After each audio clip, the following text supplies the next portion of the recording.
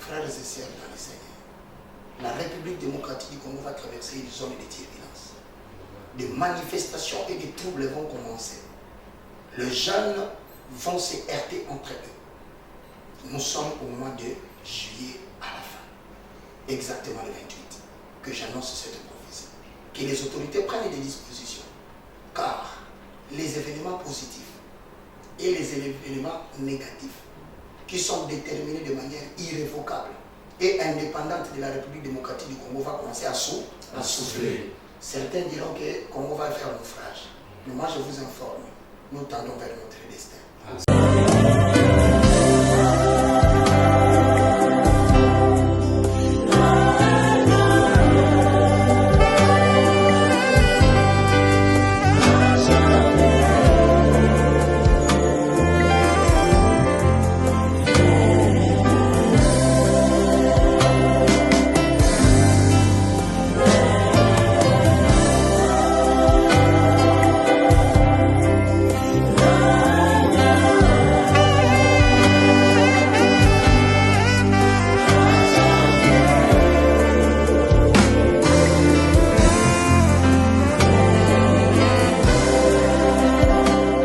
Moi je vais chanter pour Jésus. Fondation Les Bienfaits dédiés, Fête des Disciples TV et Bongisi, un grand concert live.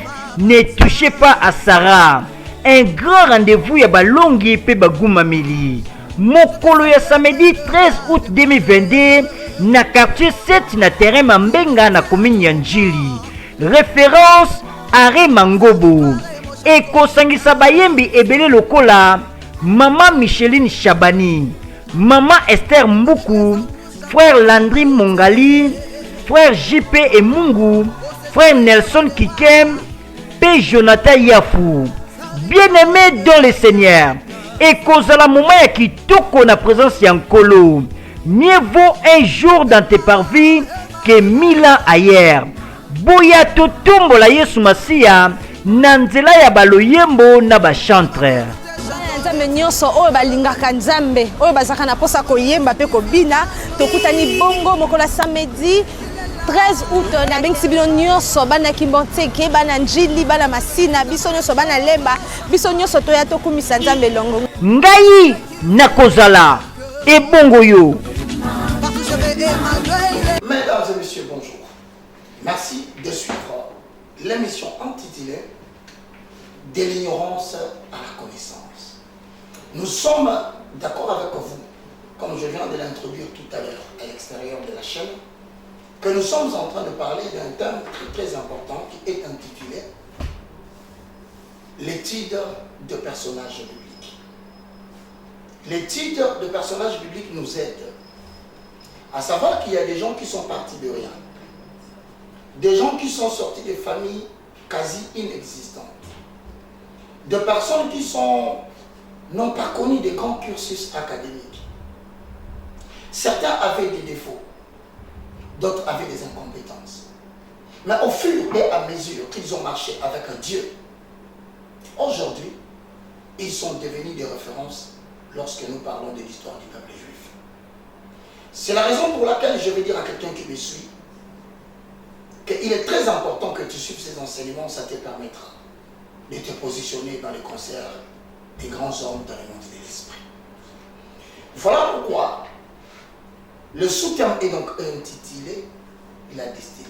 Nous avons défini la destinée comme étant l'ensemble des événements positifs et négatifs, mais qui sont déterminés de manière indépendante et involontaire de la personne qui subit ces événements, de la famille qui subit ces événements, de la nation qui subit ces événements. Donc, de la même façon, je dis, lorsque vous êtes promis à quelque chose de grand, dans les 3 dimensions, à savoir, premièrement, il y a des leaders qui sont nés grands. Il y a la deuxième catégorie, ils sont appelés à devenir grands. Et si dans les 2 cas, le monde vous combat pour que cela n'arrive pas, Dieu utilise le 3e plan. Il trouvera quelqu'un qui va vous conférer la grandeur. Et dans tous les 3 cas, mesdames et messieurs, les opportunités positives vont se présenter à vous pour vous amener vers votre destin. Mais de la même façon, il y aura des événements que vous n'allez pas aimer. Il y aura des choses que votre corps ne va pas supporter, qui risquent de vous déshonorer, de vous humilier, qui vont aussi venir sur votre chemin, indépendamment de votre bonne volonté. Voilà pourquoi nous sommes en train de suivre aujourd'hui, dans notre sujet, l'école de Joseph, 7e leçon, 2 points. La dérive de Joseph contrôlée par Dieu.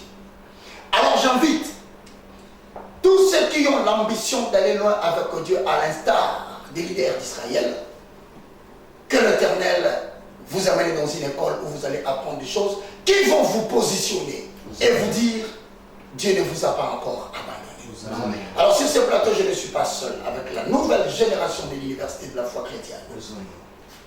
Berger Kersouma, bonjour. Bonjour évangéliste. Comment ça va? De la chevelure de la tête à la plante de mes pieds, en passant par les entrailles, tout va bien. Hosanna, c'est l'identité de ceux qui sont des dieux. De l'université de la foi chrétienne. Alors je salue le professeur Pivot. Comment ça va? Ça va très bien, papa. De la chevelure de la tête jusqu'à la plante des pieds, en passant par nos entrailles, tout va bien. Vous êtes bien habillés. Hosanna. À vous aussi. Ah, ça c'est la tenue pour la lutte au niveau des partis. Hosanna. Alors, professeur Alida, bonjour. Bonjour papa. Comment ça va? Ça va bien, tout va bien, de la chevelure de ma tête jusqu'à la plante de mes pieds, en passant par mes reins, tout va bien. Alors à partir de professeur Alida, nous saluons Papa Dabi, nous saluons Maman Clarisse et tous les enfants. Suivez cette émission avec attention. Hosanna. Alors le professeur Joël, Hosanna. comment ça va? Je vais bien par la grâce de Dieu, de la chevelure de la tête jusqu'à la plante de mes pieds, à passer par les reins, tout va bien. Béni soit le nom de l'Éternel. Alors je salue à droite, parce que ce sont mes professeurs assistants. Je salue Manisawa. Comment ça va? Ça va bien, papa. Par la grâce du Saint-Esprit, Tout va bien. le paraclet étant Le communicateur indispensable de la grâce. Hosanna. Les communicateurs indispensables de la grâce, il ne fait que vivifier de la chevelure de la tête jusqu'à la plante de mes pieds. Tout va bien. Hosanna. Alors le professeur assistant, Chris, comment ça va? Bonjour, le professeur. Bonjour.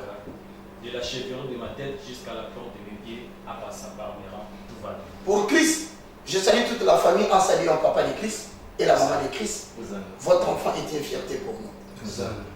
Mesdames et messieurs, nous commençons notre émission intitulée de l'ignorance à la connaissance. Vous savez du reste qu'il y a 3 catégories des hommes qui sont appelés à devenir grands.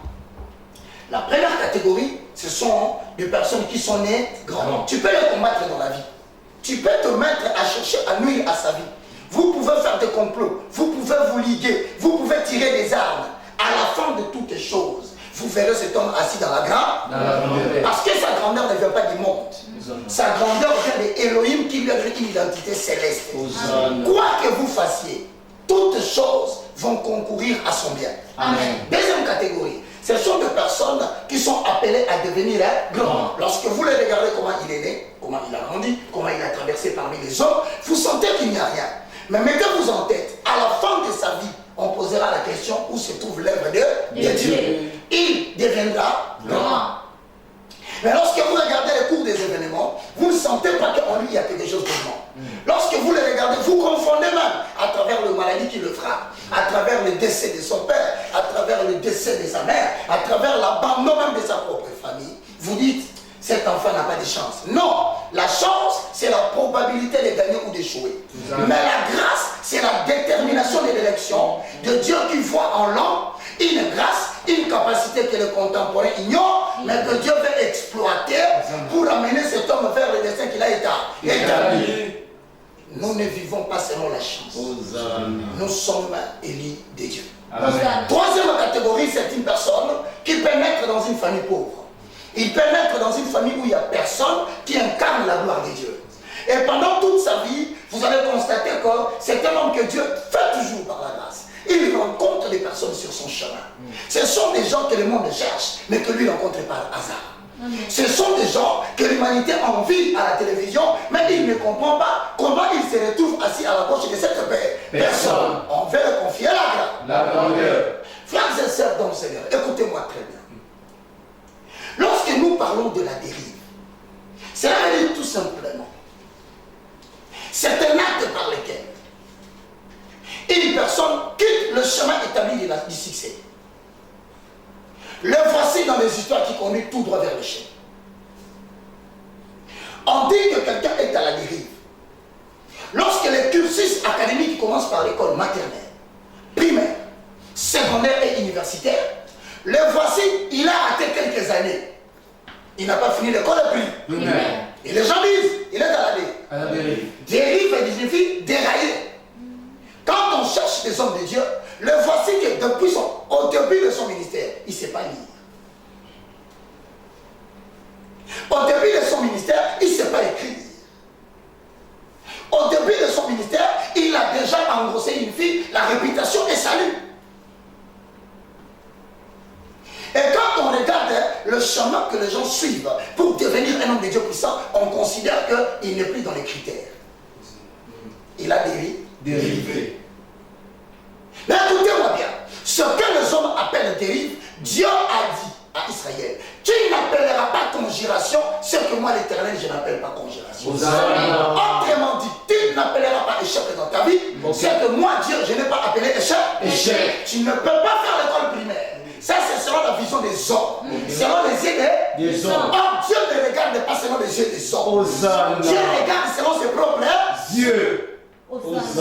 Frères et sœurs dans le Seigneur, je parle à quelqu'un blessé par la qualité de la famille, blessé par le genre de lit sur lequel il dort, troublé par la condition dans laquelle, interrompu, ses études se sont arrêtées, il n'a jamais su comment. Et il s'est dit, puis je vais commencer les études. Frère, Dieu va te faire quitter de la considération des yeux des hommes pour t'amener vers sa propre considération. Écoutez-moi très bien. On est dans la dérive aussi. Lorsqu'en plein cours, on se rend compte qu'on a repris l'année.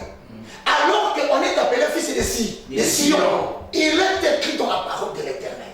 Nul ne tiendra devant toi tant que tu vis. Mais voilà que tu vis, les études viennent de te compliquer. La profession vient de te compliquer. Parmi les gens de la famille sur qui on peut compter, quand on te regarde, on te considère comme une personne qui a dérivé. Qui a déraillé. Et les gens commencent à se moquer de toi. Il y a même des gens qui disent quoi qu'il fasse, il ne pourra plus avancer. C'est la raison pour laquelle je dis, le sujet d'aujourd'hui est intitulé La dérive de Joseph contrôlé par Dieu. Frères et sœurs dans le Seigneur, avant que je ne prenne la première question, je m'en vais vous dire, peuple des Sion, leader de demain, puissant de l'Éternel, que le nom de la famille ne sera jamais semblable au nom que Dieu donnera lorsque la dérive terminera. Sachez que tout citoyen du royaume invisible qui traverse des moments de dérive, quand il atteint la fin de dérive, il ne porte jamais le nom que sa famille lui a donné. Amen. Parce qu'il y a un nom que Dieu donnera qui risque d'être contraire au nom de la famille. Il est Dieu qui nous appelle par les noms par lesquels nous n'avons pas encore livré bataille. Il dit à Général Fayal, héros. Il n'a pas encore livré là-bas. La sagesse de ce monde enseigne. On ne chante pas la victoire avant la guerre. Mais en Jésus, nous sommes victorieux avant la guerre. En sorte que nous ne regardons pas ce qui frappe les yeux.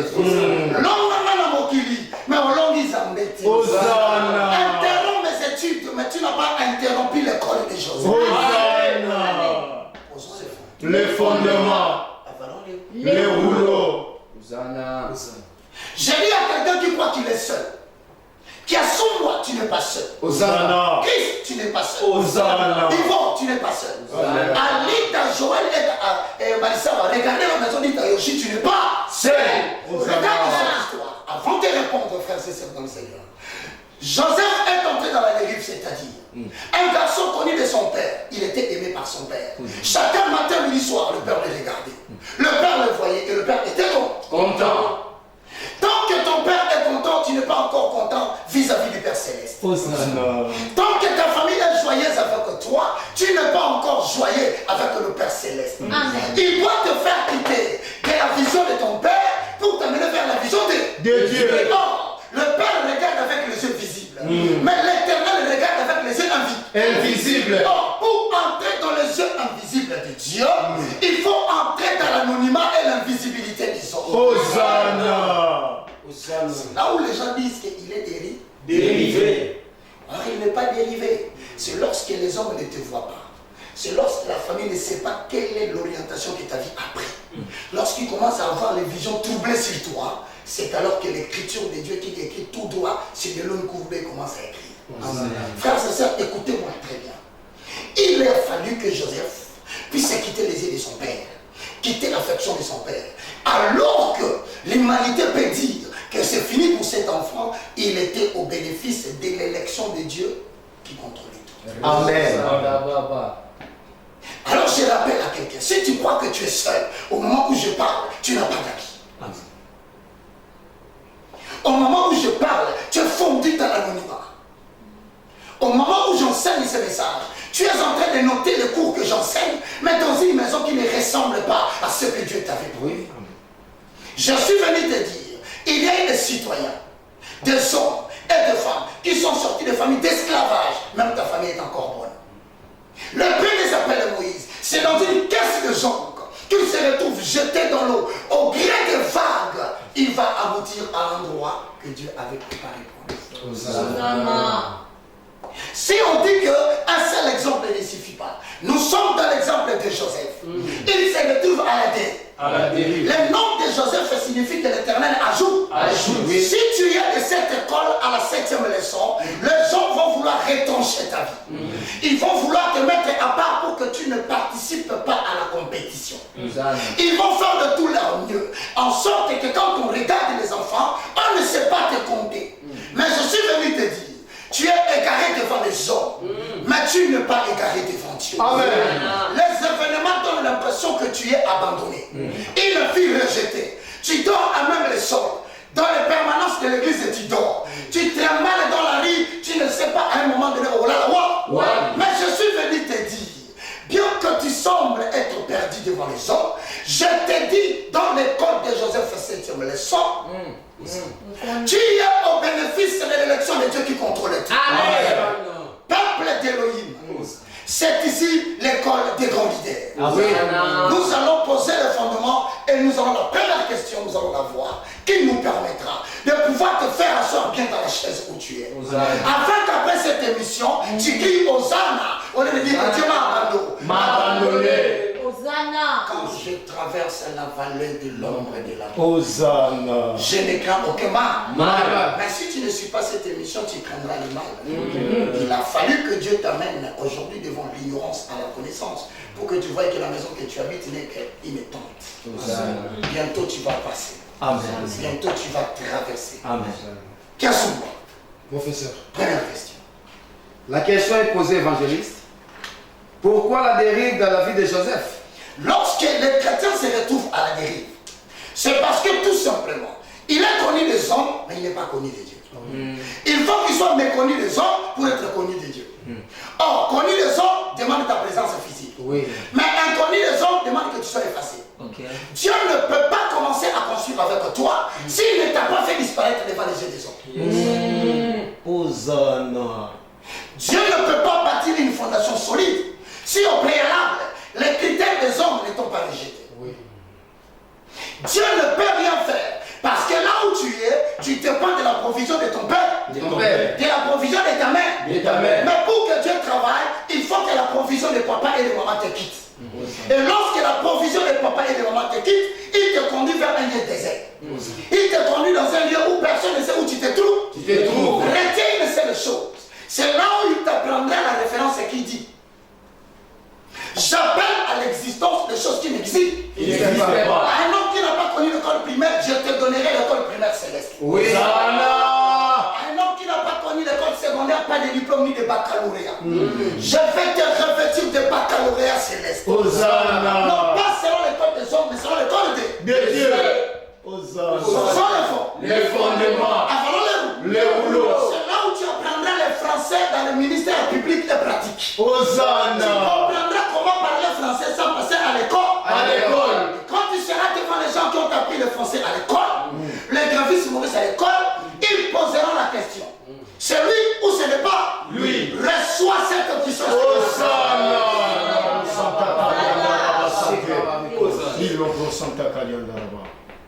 L'enfant Jésus croissait en sagesse et en statut. Amen. Cette émission va te faire croître en statut. Amen. La statut spirituelle va s'élever. Amen. Tu comprendras et tu découvriras qu'il est bon d'être abandonné par les hommes, mais qu'il est dangereux d'être oublié par Dieu. Amen. Romains chapitre 4, le verset 17. Posons le fondement. Avalons le rouleau. 1 Samuel chapitre 16, le verset 7 vivant. Mesdames et messieurs, vous suivez 7e leçon de l'école de Joseph. Les mamans et les papas, retenez, quel que soit ce que tu traverses, même si c'est la stérilité, même si c'est l'emprisonnement, même si ta famille ne sait pas où tu es, sache que tu es au bénéfice de l'élection de Dieu pour ta grandeur. Romains chapitre 4, le 17e verset, nous lisons au nom de Jésus. Amen.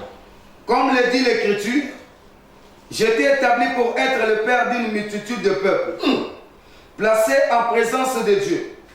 Il mit sa confiance à celui qui donne la vie aux morts et appelle à l'existence ce qui n'existe pas. Reprends cette écriture, papa.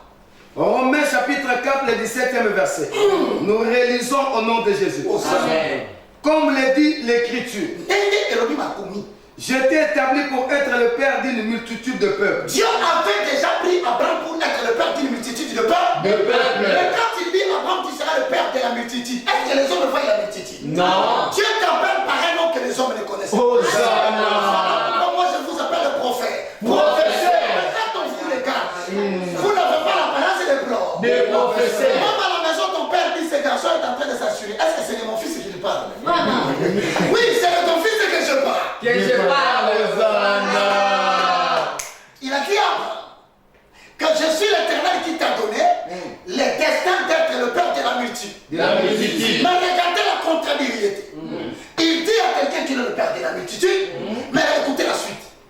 Placé en présence de Dieu, il mit sa confiance à celui qui donne la vie aux morts. Est-ce qu'il est placé devant la présence des hommes? Non. Il est placé devant la présence du père d'Abraham? Non. Est-ce qu'ici on dit, parce qu'il y a la promesse de Dieu d'être un homme? Non. Est-ce que tu es placé devant les hommes? Non. Ne cherche pas à être là où les hommes élevés. Ce ne sont pas les hommes qui authentifient ton identité. C'est toi qui donnes de la valeur à l'identité des autres. Peu importe le lieu où tu te trouves maintenant. Je rappelle que tu as été né grand, avec une grande promesse. Il était établi à être le père de la multitude, mais il n'était pas devant la présence des hommes. Pourquoi tu te lamentes? Pourquoi cries-tu? Pourquoi tu pleures? Parce que tu dors seul chez toi. Parce que tu es seul sur ce petit lit. Seul sur le petit lit, mais présent dans la face de Dieu.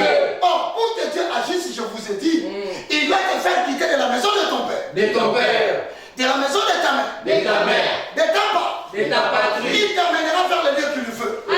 Si tu n'aimes pas ce lieu, mets dans la tête ce lieu-là. C'est le lieu où Dieu est en présence avec toi.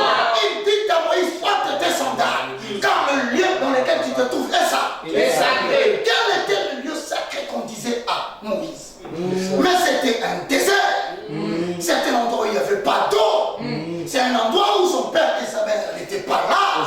C'est un endroit où il ne bénéficiait plus des éloges de la famille. C'est un endroit où on l'appelait prince, mais il n'était plus prince. Bien aimé dans le Seigneur, ta pauvreté peut être le meilleur terrain de prédilection de ton entrée.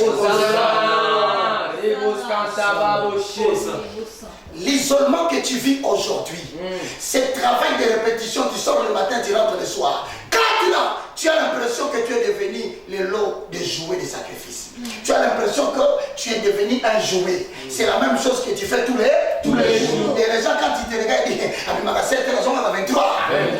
Cette répétition de choses peut paraître quelque chose de bizarre devant vous. Mais c'est un entraînement afin que Elohim puisse rendre le milieu dans lequel il travaille ça sacré. Écoutez-moi bien qui est sous moi. Lorsque tu poses la question pourquoi la dérive, mais la réponse est claire. C'est parce que Dieu veut te faire disparaître de la présence des hommes. Pour écrire, il faut que Dieu écrive dans ton esprit. Voilà pourquoi il te prend corps, âme et esprit. Il qui t'amène vers un lieu que tu n'aimes pas, un lieu où pour manger c'est difficile. Qui reconnaît encore les bienfaits que tu avais fait. Tout le monde pense que tu es égaré. Mais Dieu te conduit dans la dérive. Écoute-moi très bien, fais très attention.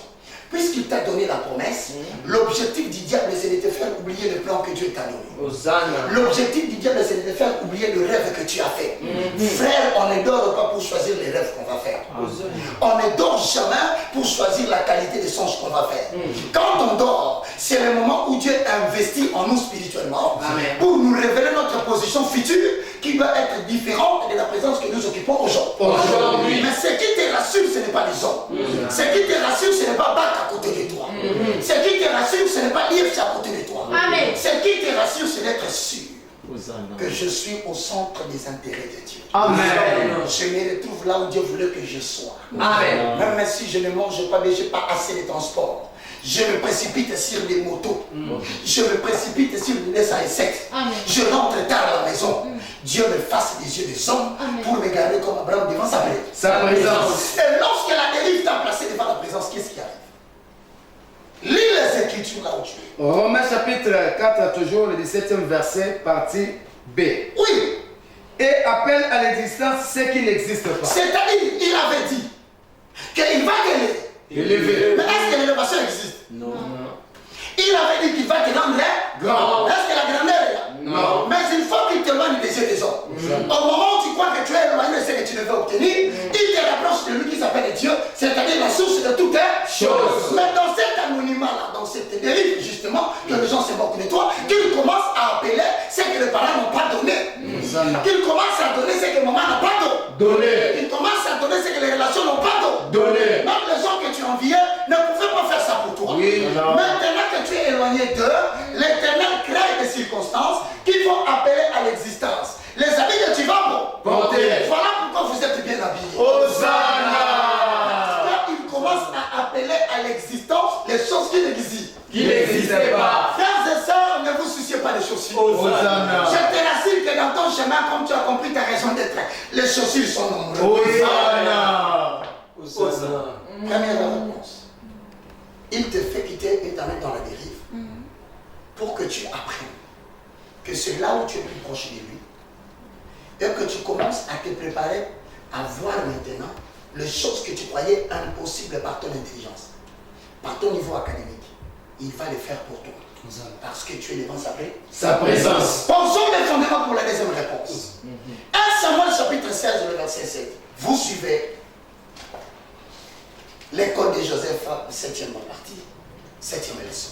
On y va. 1 Samuel chapitre 16, le verset 7. Nous lisons la parole de Dieu. Amen. Et l'Éternel dit à Samuel, ne prends point garde à son apparence et à la hauteur de sa taille. Répète, frère. L'Éternel dit à Samuel, ne prends point garde à son apparence et à la hauteur de sa taille. Point. Attends, tu vas continuer. La question de savoir pourquoi Dieu peut permettre. On dit toujours que Dieu a tout. Mais pourquoi il nous met dans des conditions où nous manquons tout? Il a la capacité de te prendre aujourd'hui, Malissa. Il fait de toi ministre qu'il a pour lui. Il peut ramasser ce jour, demain il change. Mais pourquoi il veut que Joël passe par des moments de dérive? Pour la simple raison que les références bibliques est dit. Ne prends point garde à la hauteur de sa taille. Devant les hommes, tu n'es pas dans le critère. Parce que si on te regarde, tu n'as pas la taille de quelqu'un qui peut renverser Goliath. Mais attention, quand tu passes dans la dérive, c'est-à-dire que Dieu vient de compléter le vide de ta taille. Devant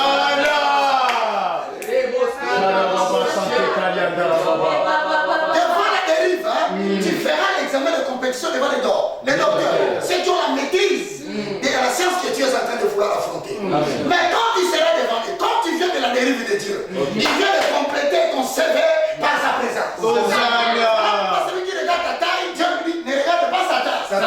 Parce que ce qui manque, c'est moi.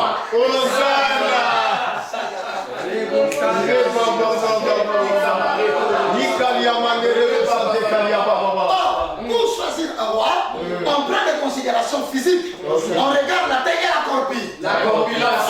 Quand tu passes la vallée de l'ombre de la mort, oubliez les hommes, abandonnés par les hommes. L'Éternel commence à dire à ton corps, bien que tu es court, j'ajouterai les centimètres qui restent. Là où on demanderait 1m40, toi tu es 1m20.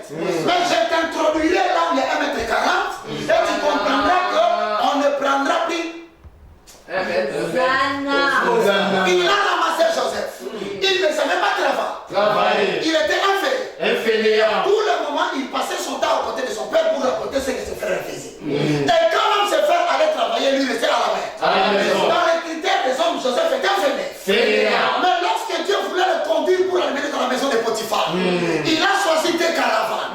La caravane de Madianites et des Canadites. Mais il y avait une caravane qui avait la réputation de vendre des travailleurs qui sont forts. Il trouvera les moyens pour t'introduire dans l'écriture. Et tu seras vendu dans les marchés des esclaves puisque tout celui qui est fort. Ne prends pas. Je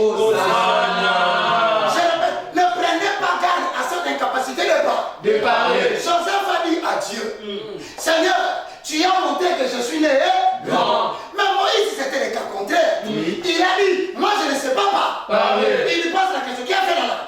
C'est moi l'Éternel. Qui a fait la bouche? C'est moi. Je te donnerai la bouche. Comme tu ne sais pas parler, je ne te donnerai pas une mission avec beaucoup de phrases. Ta mission sera complétée par ma puissance. Laisse aller mon peuple. Voilà toute une mission qui a desserré la ceinture du roi. Mais par la volonté de beaucoup parler, ce n'est pas ta qualité. Ta qualité, c'est la puissance qui se cache dans quelques phrases. Il t'a conduit dans la dérive où le monde spirituel se moque de toi. C'est parce qu'il veut que dorénavant qu'on ne prenne plus garde à la hauteur de ta taille. Qu'on ne regarde pas les critères de la beauté chez toi. Qu'on ne regarde pas les critères des vêtements chez toi. Lorsque tu seras au milieu des gens qui se présentent par le cursus académique.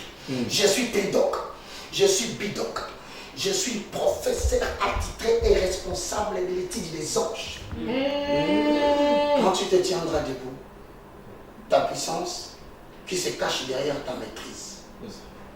La maîtrise qui ne reflète que Exode 14 que tu as pris. À garder silence là où les gens font des impressions de bien parler français. À savoir ne rien dire, parce que le silence que Dieu te donne sera comblé d'une puissance. Amen. Et cette puissance fera en sorte que tes ennemis auront peur de toi quand ils te voient. Amen. Par ta manifestation, ton silence va provoquer les troubles de tes ennemis. Amen. Devant tes ennemis qui pensent que tu n'es pas dans les critères, ils vont sentir il y a une puissance qui se libère là où tu es. Amen. Et quand tu prends le micro pour prêcher, les docteurs de la loi se taisent. Ils regardent, ils sentent une parole, mais une parole qui cache une puissance. Voilà pourquoi je réponds à la deuxième question. On est conduit dans l'école de la dérive, dans la 7e leçon. Premièrement, c'est pour que Dieu efface ton apparence et placer sa puissance qui est sa ressemblance.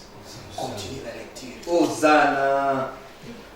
Car je le rejetais. L'Éternel dit à Samuel, ne prends pas garde à son apparence et à la hauteur de sa taille. Car je le rejetais. L'Éternel ne considère pas ce que l'homme considère. L'homme regarde ce qui frappe les yeux, mais l'Éternel regarde au cœur. Regarde-moi très bien. La première des choses, c'est qu'ils murmurent, qui croient qu'ils sont rejetés en Europe, qui n'ont plus rien à faire. Ils ont fait 40 ans à ne faire que la même chose. Au jour où nous parlons, il n'a même pas une caisse, il vit à découvert. Je vais dire aux gens qui me suivent, même ceux qui sont sur ce plateau, lorsque vous comprenez que Dieu ne veut plus que les gens prêtent attention à votre taille, mettez-vous en tête, il va ajouter une autre chose. Ce qu'il va ajouter, c'est qu'il va te donner des considérations spirituelles. Mais pour que la considération spirituelle prenne place dans ta vie, il faut que le regard des hommes ne voie rien. Voilà pourquoi Isaïe 53 indique qui a crié à ce qui nous a été annoncé, qui a reconnu le bras de l'Éternel. Le bras de l'Éternel était passé devant nous. Il n'avait ni beauté, ni éclat. Pour attirer nos regards. Ne cherche pas à attirer les regards des hommes. Il arrive à un moment donné quand un homme fait l'impression, c'est-à-dire qu'il n'a pas encore passé l'école de la dérive. Il sera aisé d'ouvrir sa bouche même lorsqu'il porte une simple tunique. Car les gens n'ont pas besoin de ta robe. Ils ont besoin de ce qui sort de ta bouche. Ils ont besoin de l'eau du rocher qui sort pour désaltérer le peuple qui a soif. Frère, ce n'est pas fini. Il ajoute, non seulement qu'il change ta considération, parce que c'est l'Esprit de Dieu qui va commencer à convaincre partout où tu passeras. Même si tu n'es pas dans l'écriture, la Bible dit c'est l'Esprit de l'Éternel qui compte. Mais il te fait disparaître les yeux des hommes. Pourquoi il te fait disparaître dans les yeux des hommes? C'est parce que dans la dérive, il permettra que là où tu n'es pas quelqu'un qu'on peut prendre, lui, il dira prenez-le. C'est pourquoi il dit les hommes regardent ce qui frappe les yeux, mais Dieu regarde ce qui frappe les cœurs. Pourquoi les cœurs? Voilà pourquoi il a dit à Moïse, prends ta main, mets sur ta poitrine. Quand tu prends ta main droite, tu mets sur ta poitrine, c'est quoi? C'est le cœur. Or, le cœur, c'est le centre de toute Amen. La bouche même là, il dit c'est que ta abondance d'aller Dans le cœur. Quand Dieu travaille ton cœur, c'est pour contrôler ta mâchoire. Amen. Quand Dieu travaille ton cœur, c'est pour contrôler ta langue. Amen. Quand Dieu travaille ton cœur dans la dérive, c'est pour contrôler tes différentes paroles. Amen. Même là où on fait la mécanique, à un moment donné, s'ils sont distraits, tu commences à prêcher la parole. Parce que Dieu a contrôlé ton cœur. Et la bouche, la compte, c'est que tu as l'abondance dans le cœur. Dieu commence à te disponibiliser pour te rendre capable de respecter tout à fait partout où tu passeras. La grâce qu'il a mis en toi. Bien aimé, nous sommes déjà dans les 35e minutes, nous devons vivre. Vivez maintenant. Hosanna. Serrez vos seins. Proverbe chapitre 3, verset 6. Posons Le fondement. L'école de Joseph, 7e leçon, c'est un cours qui bouleverse le monde. Il y a des gens qui, quand ils suivent ce cours, ils sentent que nous parlons de lui. Et nous confirmons qu'il s'agit de toi. Celui que Dieu veut susciter pour que la famille retrouve une raison d'être. Proverbe chapitre 3, le 16e verset. Nous lisons au nom de Jésus. La sagesse t'offre dans sa main droite une longue vie. Et dans sa main gauche, la richesse et la considération. Tu es bien là. Proverbe 3, 6. Tu as dit une autre référence. Tu es là? Cherche à connaître sa volonté pour tout ce que tu as entrepris. Voilà, cherche à connaître quoi? Sa volonté. Dans tout ce que tu as entrepris. C'est-à-dire même si tu es dans une difficulté, tu as commencé quelque chose qui n'a pas abouti. Tu commences quelque chose qui va dans la dérive. Tu commences un fiançailles avec les bonguets. Hosanna. Oui, ton cœur l'aime. Mais Dieu l'a aimé ton cœur. Toi, tu aimes quelqu'un. Mais il faut que tu aimes ton cœur. Si tu aimes ton cœur, tu comprendras la volonté de Dieu pour ce que tu dois aimer. C'est Dieu qui détermine la qualité de femme que tu auras. Tu peux suivre les bonguets. L'apparence physique. Il faut que Dieu te dise, toi là, tu ne comprends pas que tu es musique. Je dois aimer ton cœur pour que tu apprennes à aimer ce que moi j'aime. Hosanna. Cherche la volonté de Dieu dans tout ce que tu as entrepris. Mais il peut t'arriver que tu as entrepris selon la volonté de Dieu. Mais le mariage ne marche pas.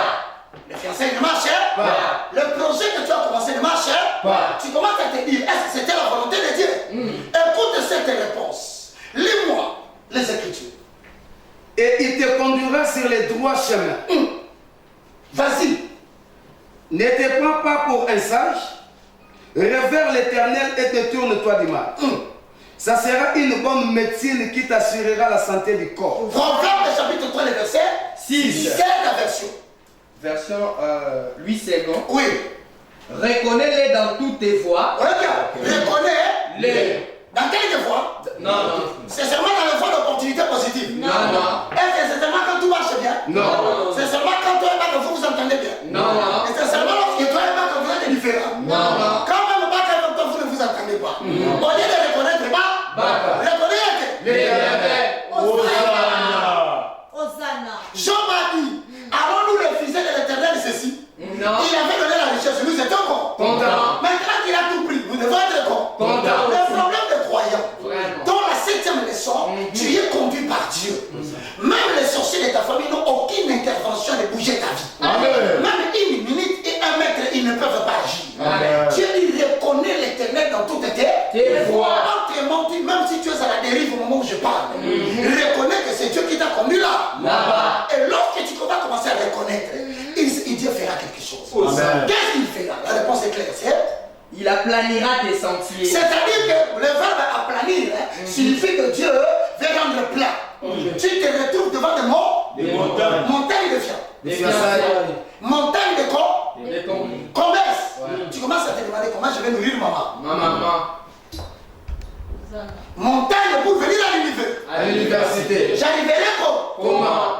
Hosanna. Maintenant il te dit, le secret spirituel de ton combat. Je veux seulement voir dans ton cœur que tu dises, devant la moto qui ne sait pas te conduire parce que tu n'as pas d'argent, dis seulement une seule chose. Oh Dieu, c'est toi qui m'as approché du bac. Hosanna. Oh Dieu, c'est toi qui m'as inscrit à l'université de la foi chrétienne. Amen. Je reconnais que si je manque, c'est parce que tu voulais que je mange. Oh, quand tu dis ça, le ciel se mobilise pour appeler à l'existence une moto qui n'est pas. Et tout à coup, voici quelqu'un qui arrive. Ok, il est tellement tu comprendras que Dieu vient d'appeler aplanir ton sang. Ton sentier. Bien-aimé dans le Seigneur. Je finis en vous disant, si Dieu te conduit dans la dérive, c'est aussi parce que il veut développer la discipline dans ta vie. Nous entendons par discipline, c'est une totale soumission de règles et de principes établis par toi lorsque tu traverses la dérive. Tu apprends des choses et tu décides que ça restera définitivement comme ça dans ta vie. Et parmi les principes que tu apprendras, ce n'est pas l'homme qui élève, c'est Dieu. Parmi les principes que tu apprendras, mieux vaut se confier à l'Éternel que d'avoir confiance aux hommes. Amen. Les principes que tu apprendras deviendra ta discipline. Et la discipline permettra que lorsqu'il est le moment que Dieu utilise ton corps comme un simple instrument, tu vas te disposer. Parce que tu as appris à obéir aux principes de Elohim. Maintenant que David ou Joseph, dans sa 7e leçon, arrive à la fin de la une question se pose. Il est déjà dans la vie. Qu'est-ce que Joseph doit faire? Qu'est-ce que Dieu prépare? Je rappelle à quelqu'un. Si c'est l'élévation, c'est Dieu. Si les gens t'abandonnent, c'est Dieu. Si c'est une vie publique, c'est Dieu. Mais si tu fondes dans l'anonymat, c'est Dieu. Toi, reconnais-les. À partir de cette émission, il va t'enlever dans l'arrêt du désespoir dans lequel tu te trouves pour te conduire vers une nouvelle destination. Retiens une seule chose. Ce qui est plus important, ce n'est toujours pas la bénédiction du sommeil. Ce qui est plus important, ce n'est pas le lieu où le sommeil t'attrape. Ce qui est plus important, ce n'est pas la nuit. Ce qui est très important, c'est aussi une chose que tu méprises. C'est la qualité du lit sur lequel tu dors. Parce que sur le lit, le sommeil est complet. Mais si toi-même, tu refuses de reconnaître Dieu, il te fera dormir dans un deuil, sur une chaise. Or, vous connaissez, quand tu dors sur une chaise dans un deuil, le songe est toujours interrompu. Parce qu'il faut que tu t'arranges à chaque moment, parce que tu veux tomber sur la chaise. Frères et sœurs dans le Seigneur, la République démocratique du Congo va traverser une zone de turbulence. Des manifestations et des troubles vont commencer. Les jeunes vont se heurter entre eux. Nous sommes au mois de juillet à la fin, exactement le 28, que j'annonce cette prophétie.